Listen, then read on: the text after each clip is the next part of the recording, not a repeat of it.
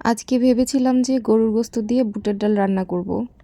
কিন্তু ইফতারির আগে সময় ছিল না, সন্ধ্যা হয়ে যাচ্ছিল, অন্ধকারে আবার ভিডিও ভালো হবে না। এই জন্য তাড়াতাড়ি করে জাস্ট বুটের ডালটা রান্না করছি। আজকে ইফতারে শুধু ডাল আর ভাত হবে, আর কিচ্ছু না। তো দেখেন ডালটা কি সুন্দর সেদ্ধ হয়ে গেছে। তো আমার ঘুটনি নাই, আমি চামচ দিয়েই ডালটা ঘুটায় নিচ্ছিলাম। তো এখন এর সাথে কিছুটা পানি মেশাবো,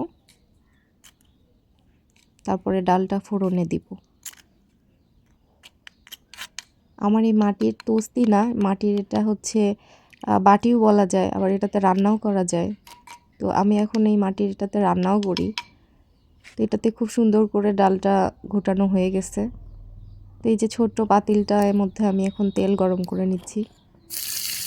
এই যে পাতিলটা আমি ভালো করে পরিষ্কার করিনি, জাস্ট আকলায় নিচ্ছি। কিন্তু এই যে সাইডে একটু ডাল লেগেছিল, চুলার তাপে দেখেন পাতিলটা পোড়া যাচ্ছে। তো পাতিলটা ভালো করে ক্লিন করে চুলায় দিলে ভালো হতো, আমি বুঝতে পারিনি। আর বারবার পাতিলটা হচ্ছে পড়ে যাইতে চায়, টুকুস টুকুস করে এপাশে ওপাশে পড়তেছে, খুব রিস্কি।